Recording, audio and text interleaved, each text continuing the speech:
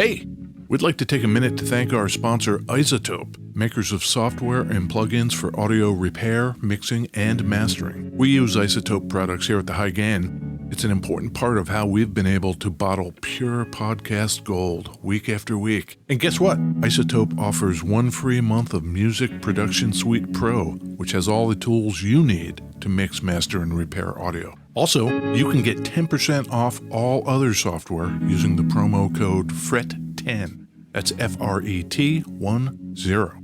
All of this is at isotope.com, IZOTOPE.com.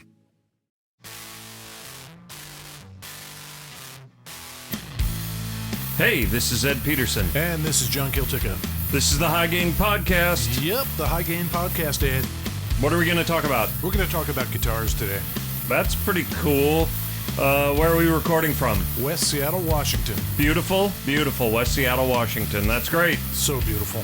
I got a little bit of a headache today, John. Oh, I'm sorry to hear that. You know what? What? It's great news. I think this is going to be our 10th episode, isn't it?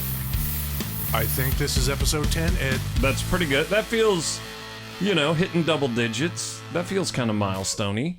That feels really good, 10 episodes in. I feel like we've trained up a lot of people. They know what's going on with a lot of guitars. I think so. I think we're really laying down the facts for some people. Knowledge bombs. Would you like one of these Japanese seaweed, whatever? I don't know. Our nephew Peter Takamori brought over today? Oh, they're sticky. They don't look like they would be sticky. No, they're not really sticky. They've got some wasabi in them. If they weren't sticky before, they're sticky now. So, I don't know. Huh. They got a little kick to them because of the wasabi, but yeah, kind of tasty. Oh God. Holy shit. What did you do? You brought these down here as a trap. Kind of. Oh God, they're super hot. They're kind of hot. They are really hot. They're super hot, he says. He curses and takes another one. They're pretty good. Well, thanks, Peter. Peter's real good that way. Oh, it's hitting my nose. I stopped in at Husky Deli in beautiful West Seattle, Washington, and I bought a Synergy Organic Kombucha. I brought a gingerberry. God. Okay. Hey, guess what we're doing today, Ed? We're going to talk about a guitar. Yep. Do you know what this guitar is? I do know what that guitar is. It's a G&L. It's a Strat. Yep. It's a G&L Strat style guitar. It's a Legacy is what it's called. Are the Strats all called Legacy? No, they do multiple Strat style body shapes. Okay. This one happens to be called the Legacy. Because I had a G&L ASAT, which was the Telly body. Oh, well, the ASAT, you know what that stands for? Nope. Some people think it stands for after Strat, after Telly. That's actually not true. Ass-sucking angel tits. Yes! I don't know. The Air Force has a missile that is an anti-satellite missile known as the ASAT. Okay. And Leo Fender thought that sounded pretty cool. The imagery of some kind of guitar shooting missile satellites out of the sky was interesting to him. That's where the ASAT name comes from. Great. Over the years, a few people have used these. Not as many as your actual Tellys, your actual Strats. Right. But it's got a real nice tone to it.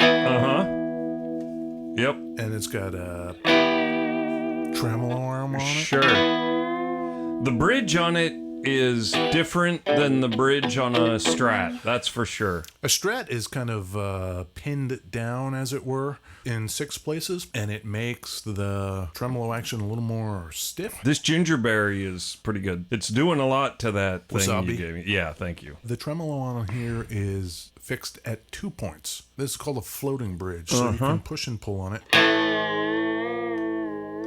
Ooh, cool. And because it's only floating on those 2 points, it stays in tune better. More importantly, you know how bridges on guitars have the saddles? Right. Where the strings attach? Yep. You can adjust those saddles up and down and back and forth. Little screws in them and stuff. But they typically shimmy a little bit side to side. Give it a little shimmy. That back and forth motion in between the saddles can sometimes contribute to tuning instability, especially when you're using the whammy. Okay, that's a real floppy trem. It's a real floppy boy. It's a little floppy, but you know what this has? Yeah. It has a set screw in it that you can adjust the tension. Of the arm? I happen to like mine pretty floppy. A little dangler. I leave it pretty loose. Yep. Anyway, that side-to-side action, one of Leo's inventions early on was... Leo Fender, Fender, California. Post 1965. Yep. So he put set screws in the side so you can essentially lock those saddles, keep them from going side to side, and that added to tuning stability. Where are the set screws? On this guitar, it doesn't have them. But is that why I can't see them? Yeah, they're invisible. But that was one of his many inventions. Okay, but that's in not this guitar. Did that come after that guitar? Is that why this guitar doesn't have them, or what? It came before. The bridge was refined to the point where it's this floating tremolo. They call it a dual fulcrum. They do. Who's they? G&L. Okay. Yep. And Leo. Leo. So, you want to know how we got here? Yeah. I think you know where this story starts, Ed. It starts 1965. Yes. Leo Fender gets a sinus infection. Pretty bad sinus infection. Thinks he's going to die. Yes. Wraps up his affairs. Yep. Sells his guitar company. He does. Fender Guitar. And it climbs into a casket and says, that's it. That's it. Adios, motherfuckers. Yeah. I'm gone. Dirt nap. Yep. Yeah, then he rises again. He kind of does some informal consulting for CBS Fender. Okay. For a little while, but that doesn't really. Post sinus infection. Gotcha. Some of the ex-Fender boys are thinking to themselves, fuck CBS. Yeah, they're not into that mass market bullshit. They're not into the crank them out, shit them out, boys. So they're looking for other stuff to do, and I did not know this, but apparently Fender, Leo, kind of a generous guy. So a lot of these old employees were asking for loans, asking for favors, asking for job kind of leads. And that day may never come. So a couple of these guys, I'll call upon you to do a service for me. Asking for money. Primarily Forrest White. What's his deal? Old Fender guy. He started at Fender in 54, eventually becoming the VP. The whole deal. Yeah, I think he might have gotten kind of unhappy. So Forrest White and company, they hit up Leo for a loan. Okay. Hey, Leo, fuck CBS. Yeah, give us some money. We would like to start another company. Doing what? Amps, guitars, something in the music industry, because, we know how to do that. Leo says, all right, I'll help you finance. I'll give you some dough. So he gives him some dough. 1972. He gives my guy Forrest. Yeah. What's Forrest up to these days? Forrest is no longer with us. Oh, no. So he gives him a bunch of money. 1972, let's start a company. We need a snappy name. I know. What? Music Man? Shit! God damn it. How about Trisonics? Oh, that is a snappy name. Yeah. Hella snappy. Yeah, you know how successful that was? Well, I mean, there's the Trisonics guitars, there's Trisonics cars. Yeah. They didn't like that name very much. So 1973, let's change it. Okay. What do you think they changed it to? Music Man? Shit. Really? Musitech. They're refining. They're getting there. Yeah. They're on their way. They start finding out pretty early on that people don't particularly enjoy pronouncing that word. Music Tech? Musitech. Musitech. Musitech. Musitech. Okay. Yeah. It sounds a little like Mucinex. Yeah. So one of them, who knows who, or somebody, or maybe this is just apocryphal, is like, who knows? Well, you hate it so much, Leo. What you're the music man. What do you want to call it? Oh. Music Man. That's great. What a story. For the generations, that story. And he keeps putting money into it. He keeps financing it. Our guy, Leo. Keeps dumping cash into... To the point where he's dumped so much cash in Music Man, he's thinking, maybe I should be the president. Sure. So that's what happens in 75. Okay. They were already kicking stuff out in 72, 73? Yeah. The first guitars they made were the Sabre. Yeah, totally. The Sabre? I do. Those are cool. And the Stingray. Also, very cool. And the Stingray stuff was so popular that when Music Man went under, they sold the trademark to Ernie Ball. Ernie Ball, I think, still makes Music Man guitars. Have you seen the St. Vincent Music Man? I have. That thing's cool. And I guess St. Vincent is going back to just being Annie Clark. Oh. Her real name. Guitar's real great. You know what I like about it? It doesn't look like a goddamn Strat. It doesn't look like a Telly. It doesn't look like a Les Paul. I think it looks like the guitars that the Way Outs were playing in the Flintstones. Way out, that's where the fun is. Way out, way out. So the Way Outs is a band. Yeah. What else was going on in 75? 1975? Nixon's long gone. So we got Johnson, right? No, we got Carter. We got Ford. Just 75 into 76, and then Carter comes in 76. Yeah, I think that's right. And then we get the Monster in 80.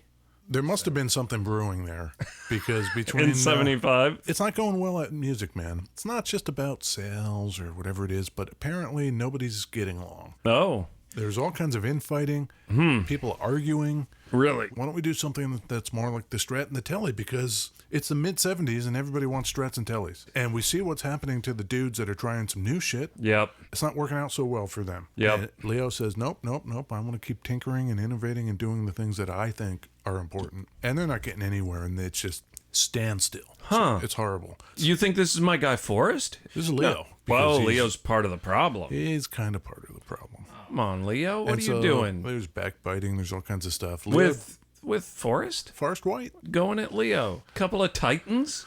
So Leo just thinks he wants to tinker in his shop and come up with stuff, and it'll be awesome because he's Leo Fender. Right. Takes him a while to get that fed up. 1980. Didn't Bon Scott? Oh, no. Bon Scott. Did Bon Scott leave us in 80? He did.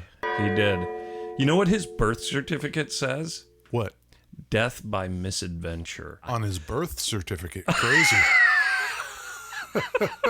No, that might be his death certificate, actually. His death certificate also notes him as being 8 pounds, 4 ounces. Right. Right, yeah. 1980, Misadventures. Yep. Leo founds G&L Guitars. Great. With our man George Fullerton. Mm-hmm. Old Fender guy. And Dale Hyatt. I don't know him. Old Fender guy from back in the day as well. Dale Hyatt was a fucking tail gunner in World War II. That's cool. What's he up to? He's not doing a whole lot. Dale. George Fullerton's not doing much either. Tail gunner. That seems cool. Over Europe. Was shot down over France once. Oh, no shit. Survived. Went back up. Kept doing it. He probably didn't even have a chute. He probably just, fuck this. Jump out. Give me another plane. Let me go back up. Yeah. Kill some Nazis. Yeah. So he founds G&L Guitars with those two dudes, those two venerable guys. How come it's G&L and it's not GLD? Yeah. Fuck you, Dale. Get me some coffee. Dale. Dale. Huh. Saves the goddamn country. Comes back. What does he get? Doesn't even get a D in the G&L. It's all about them. It's all about George and Leo. Great. Already? 1980. They're building up kind of ahead of steam. The guitars aren't doing as well as the Tellys and the Strats. They're heading into difficult times. At G&L already. Yeah, G&L already. What do people want? I want a Floyd Rose. Yeah. I want of course. Metal. Shreddy boys. The metal shreddy boys. Yeah. But eventually people start catching on. Until 1990, thankfully, the grunge cats show up. Okay. Some of the grunge cats like G&L guitars. Did the dude in Alice in Chains play a G&L? Yes, Jerry Cantrell. Yeah. In fact, they ended up making a Jerry Cantrell model that I believe you can still buy to this day. That's Don't crazy. quote me on that. Yeah. G&L dudes. Great. Yep. This album was really good. Yeah. And and I think, so we think this is a G&L. We know it is. Really? Is this It is well enough documented on the web that I feel very comfortable with it. Not only that, but That was Man in the Box, Alice in Chains. If you watch the video, I think he's even in that video with that guitar. It's an F100. Right. Those were cool. They got a couple of weird knobs and switches on them, I think. They the do, F100s. phase switches. Yeah. All the weird switches you're talking about. Yeah. Leo had a habit of doing that. There are lots of stories where Leo, at this point, is maybe starting to lose his hearing a little bit. Can't kind of hear the full sonic range. So he plays a guitar. He thinks, it's not bright enough. It needs to be brighter. So he puts a little switch on it. What's that? It's a treble boost. Yeah. So if I have the guitar in the treble position and then I flick that treble boost, it's gonna like shatter people's teeth. Yeah. And so George and Dale would chill it out some, and Leo, he'd basically wait till those two like went to get a beverage or something, and then he'd change it on the production line. Dale and George would be like, "Wait, I thought we decided we weren't going to do that," and Leo would say something like, "Oh, did we? Yeah. I guess I changed my mind." Leo Fender can do whatever the fuck Leo Fender wants. Yes, George. Yeah, and the factory. Speaking of which, the factory he built for G&L. Yeah, that factory still stands. Yeah, G&L still makes guitars there. Yep, and that is on Fender Avenue. Am I crazy? Fender guitars are made in Fender, California. This we know. This is well documented. Yeah. But G&Ls, aren't they made in Fullerton, California? Yeah, I believe so. Yeah, which is crazy because George Fullerton. I don't know if there's a relation. Well, don't they name all the cities where the guitars are made after the dude that makes the guitar? Yeah, you would think that these guitars are made in G&L, California. Maybe they are. That makes some sense, I suppose. G&L, California? Yeah. So Leo's trying all this stuff. Yeah. I can't hear the treble. That is crazy. I don't have my hearing aid on. What the hell do you want? That is really funny. Make them super bright. But he's trying so much stuff. He's messing around with hundreds of different pickup windings, magnets, configurations, capacitors, all this stuff. Something's bound to hit, and a couple things happen. Okay. He gets a couple of great patents out of this because he does invent some cool stuff. And also all the other stuff he tried is lost. He didn't really like writing things down. Oh, sure. So he tried all this cool stuff, didn't remember or write down any of it. You want to hear about some of the cool stuff that did make it to the patent office, though? Yes. Magnetic field pickup design. Yeah. Normally, you take a magnet, right? Yeah. And you wrap a bunch of wire around the magnet. Mm-hmm. And maybe the magnet has holes in it that you drop the pole pieces into. Yeah. Try it this way instead. Okay. So you've got a magnet that looks like a plate. Yeah. And you've got a coil of wire sitting on top of the plate. Okay. And then the pole pieces just kind of sit on the magnet. Huh. Okay. One of the things, ironically, is that those pickups were a little brighter sounding. Weird. Yeah. It's a ceramic magnet, and it's just, a little brighter. Okay. A little brighter. The Z coil pickup, take the 3 bass strings on a guitar. Yeah. Yep. I get it. Yep. Cut the pickup in half and stagger it on the high strings. Right. And so then you can have all kinds of switches. You can have the switch that chooses which pickup you want to play. Yeah, that's goofy. Then another switch to choose which side of the pickup you want. Yeah. How'd that catch on, Leo? I think they still do those. You got a lot of examples of boys playing those pickups. A lot of examples. No, I don't think so. But another thing, I'm going to take this guitar. Yeah, take I'm it. I'm going to hold it up. I'm going to ask you to look at the back of the neck. Yeah. Yep.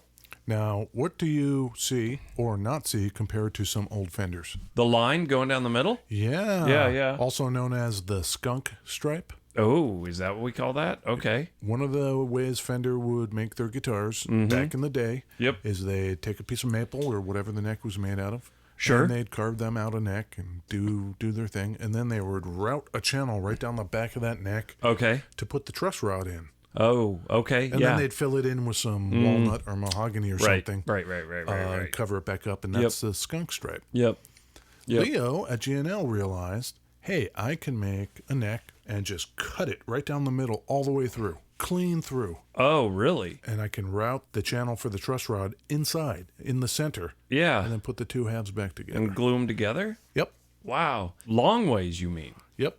That seems like that would not be the most stable way to do that. He claimed, in fact, it was more stable. I think these dudes... Yeah, right. This one's way better, guys, because I'm cutting it down the fucking middle. That was a weird thing. A lot of the things that people thought the Tellys and the Strats were good for, and the reasons they sounded great, Leo would say, oh, those are flaws. I don't know how much I'm into that, especially considering most of the G&L designs are Strats and Tellys. Whoever was in the camp of let's do weird stuff, let's try new things, I'm in that camp.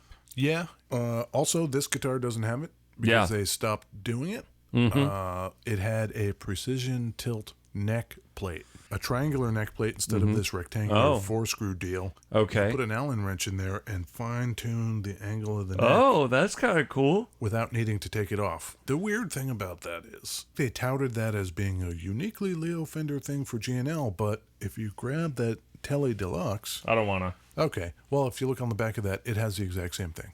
Oh, really? Three-screw neck plate with a micro tilt adjustment in there. I don't know that I'm into this revisionist history of guitar design that Leo seems to be up to. I think he was doing a fair amount of it. I'm in camp Leo, but don't get carried away with how much better your G&Ls are. Among the various kind of endorsers... Sure. Was a guy named John Jorgensen. John Jorgensen is in a band called the Helicasters. Okay. He loves the G&Ls. He played a silver sparkly one. The Hellcasters, that sounds very rockabilly. Yeah, maybe it was. This is not what I would think they would sound like. Is it going to just change and blow my ears out? Yeah, maybe a little bit. It's going to be Jorgensen, and you're going to hear that nice ASAT. Oh! Huh. This isn't what I would think they would be like either. Jorgensen, turns out, can really play. Huh. That guy is frightening. Is this like 83? What year is this? This is fucking terrible. What is going on? That was 93. Was it really? How did that catch on with the grunge cats? That music? Like... I don't know what happened, but that's 93. That's weird. And that's only great. a year after the Legacy is introduced. Okay. Which is, this bad boy here. Yeah. Want me to put on some? Of course. Yep. And that is our man Leo. Yeah. Leonidas. Is that his name? Clarence Leonidas Fender. That's great. Is that something? He didn't live to see the Legacy come out in 1992 because in 91 we lost our man Leo. Yep. But you want to know about this Legacy? Yeah, a little bit. Yeah, I do. Something different here. It looks like a Strat. You've mentioned that. You've got a pickup selector switch. Yep. A 5-way selector switch. Yep. Neck pickup. Bridge pickup. Yep. Bridge middle. Yep. And then everything in between. Yep. But here's where it gets weird. Okay. So you've got a volume control that, and then the next one is a tone control, but it's not really a tone control. No. It is a tone roll-off. So in here, like right at that first position, it's a little weird. The second one is also tone. Yep. But it's more like a bass boosty kind of. Yep. Okay, that one's not quite as subtle as the first one, but sure. Normally, you choose a pickup combination you want. Mm-hmm. For whatever reason you want. Right. Real mellow or real. Yep. Maybe I like just that bridge pickup. Sure. But I don't want it to be. Oh, yeah. I don't like the fact that it's super. So between this... So you're telling me with this guitar, Leo is no longer around adding treble boost? And that thing still... Because that thing screams. Yeah. Like the treble out of that thing is crazy. Yeah. So now I'm going to take that first tone down. Yeah, that's a lot. But now it's kind of like through a telephone or something. Yeah, so what am I going to do? Use that second one to see if I can... Oh, I see. Okay, sure. So that's the thing he did. Couple of tone boys. Yeah, Tone Boy. Okay. Okay, great. Yep. Yeah, it's kind of nice. And you notice the neck on this, it's kind of like a warm color. Yep. That is gun oil. Oh. And it is exactly what it sounds like. It is the oil that you use when you clean your gun. Mm-hmm. Rub gun oil on the neck before they finish it, and it gives it that kind of lustrous. So lustrous. Very lustrous. Yeah, yeah. I don't know how I feel about the headstock. I'm super not into that little nodule there. Yeah, the nodule. They call it the hook. But yeah, it's a nodule. It's a growth. Like, it's just a Strat headstock with a little hook on it. I've had Music Man amps, and I've had G&L guitars, and I think Leo might have peaked right about 1965. Pre-sinus infection, he might have peaked. Do you really think that? Yeah, I do. Modern Fender and a modern G&L side by side, 2018. I bet the G&L blows the Fender away. That's just a gut feeling. I bet that could very well be. Maybe if you go with one of those masterwork custom Fender boys that you pay $4,000 for, custom shop, that might be pretty nice. But I bet you walk in and just any G&L off the shelf is probably got a quality control level that's a little higher than a standard USA Tele. Would be my guess. I've nothing to back that up other than gut. I think they're still largely made by hand. Yeah. The most collectible G&L was one that they only made like 800, 900 copies of. They called it the Broadcaster. Kind of the Tele shape, but it had some great pickups in it, and it was the best-selling guitar they ever made. It was called the Broadcaster, but they couldn't make too many of them because Gretsch... Oh, weird. They copied another guitar? No. Oh. Gretsch had a patent, trademark, whatever it is, on Broadcaster drums from like the 30s or whenever it was. They own the trademark for Broadcaster, the name Broadcaster, so they couldn't do it. But subsequently, it became super collectible, and if you were going to look for a G&L Broadcaster, that's maybe the one you want to collect. Yeah. That's where the revenge comes in. This is a revenge story. Yeah, guess who designed the Broadcaster? Dale! My guy! Oh, shit. Wait, he designs the guitar. He designed and marketed it. Wait, this is a revenge story in which Dale markets a guitar that they got sued for. Maybe George and Leo were onto something. Yeah. Maybe Dale was a fuck up. Go take a flying leap off a burning plane. What the hell, Dale? Come on. Just look some shit up before you stick a name on the goddamn guitar, Dale.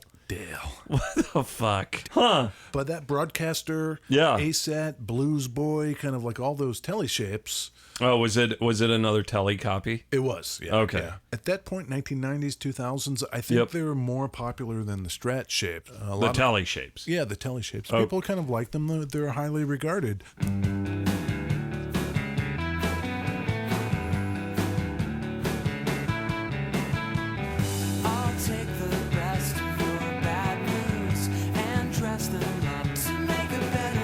Is it Death Cab? It is Death Cab. Yeah. For Cutie. Huh. Our man Ben Gibbard. Yeah. Benny they G. love the G&Ls. 18 years later, I don't know what he's playing. Probably lots of stuff. And that was from We Have the Facts, and we're voting yes. Yeah.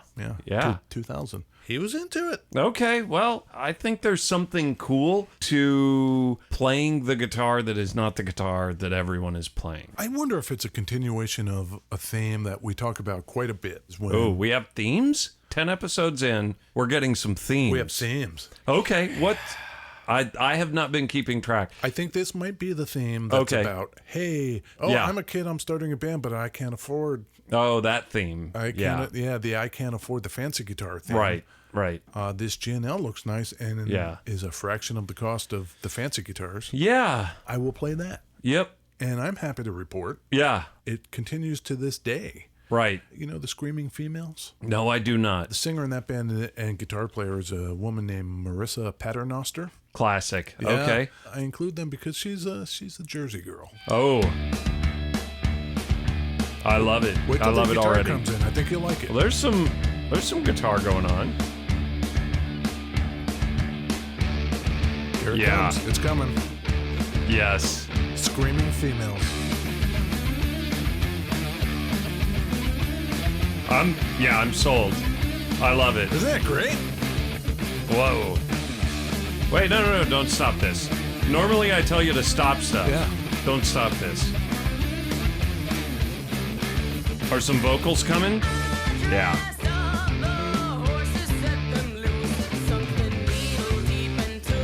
Great. Okay. I love it. That's good, huh? I love it. That's 2015. Okay. Yeah, that name of that song? Yeah. Ripe. Sure. I thought that was super cool. 2015. Okay, yeah. Maybe these days people see the Fender, the actual Fenders, as kind of too staid, too corporate, too whatever. I don't know. We need a millennial in here. Yeah. We had Frank. We did have Frank. Frank's classic millennial. Yeah. Right? Millennial Right? classic. Yeah. He's late stage millennial, I think. Yeah. Sorry, Frank. It's fatal. Yep. Late stage. But yeah, those wasabi bangers, those things are hard. They go real hard. They are. Wow. There's a lot going on with those things. Those things are a little heavy. Okay, so we had some Helicaster, we had some Alice in Chains, some Jerry Cantrell, we had some Screaming Females. I love it. I like your guitar. I like the black hardware black pickguard a lot. We will post pictures of this on the website and in the show notes. You told me this thing's like a custom or something? It is. G&L continues in that same factory. We talked about that. But they continue to basically offer any options you want. Okay. It's not a big deal to say, hey, can you make me a guitar that has this, and the other thing? And to them, it's not some crazy expensive Fender custom shop thing. Right. It's like, well, why wouldn't we do that for you? Sure. So when I ordered this, I said, I want the gun oil on the neck. I want black pickups, knobs, and pickguard. I want two-tone sunburst instead of three-tone sunburst. Yeah. We can do that. To that degree, think of G&L as 100% custom shop. That's pretty nice. They'll make whatever you want. That is great. You ever go on the Fender page and look at their custom order? They've got their custom page where you can order the build detail from their master workshop versus the kind of front-end custom thing. Right. They are crazy expensive. Millennials are grabbing them up. They're cheap. I walk in today and John is standing there so proud of himself, just looking at me, comes strolling out of the shitter. And he's got on his fucking tighty whities and a goddamn ABBA t-shirt, and I could not have been madder. I could not have been more upset. Just rubbing my face in it. Well, I've got something planned for you for future episodes. Yeah. You did not bring them up in this episode one time, but I've been sitting here and we sit across from each other and just like stare at each other. You've been waiting for it. That goddamn shirt is just taunting me this whole episode, pissing me off. You can borrow it if you I do not want to borrow that shirt. I did, in all honesty, scour the web. Yeah. I could find no record of our man Bjorn playing a G&L. This could potentially be the first episode where he did not play some variant. Yeah, by all accounts, he was pretty open-minded about guitars, willing to try lots of things. But that's cool. Maybe their shit was over by, I don't know, but that goddamn shirt. You love it. I'm going to get you one. Okay. There is one wrinkle in this story, Ed. The G&L story? The G&L story. Oh, okay. They ended up doing what a lot of manufacturers do. This is maybe another theme. I don't know. Maximize profit by... Ed is snoring. I'm super not into where Ed this is so going. upset he just spontaneously fell asleep. I am not into where this is going right now because I know. Yeah, the tribute line. One thing that they didn't do that a lot of these other companies did do. What's that? They never made a guitar, discontinued it, and then reintroduced it down the line when people thought it was cool. You know why they didn't do that? Why? I think because they never made a guitar that people thought was cool enough to be discontinued and then reissued. I think that first guitar they made, the F-100, yeah, the Jerry Cantrell. Oh, maybe so. I think the fact that you can buy a Jerry Cantrell F-100 Yeah. today, it kind of plays into that reissue story. Maybe so. F-100s, they've got the natural bodies. Yes. Those are cool, and they've got the kind of stainless metal hardware. The control plate is metal. And the cool little dials and switches and shit like that. Yeah, the F-100's kind of cool. I don't know if it's as collectible as our man Dale's guitar. We're going to have to find out if Dale fucked up or if Dale deliberately was undermining Leo Oh my and George. God, you think he torpedoed him? I jumped out of planes for these guys. Right, we're going to start this company, the three amigos, George, Dale, and Leo. Yeah, GDL. I would not be surprised at all if he did that whole broadcaster thing on purpose. Maybe. Leo goes.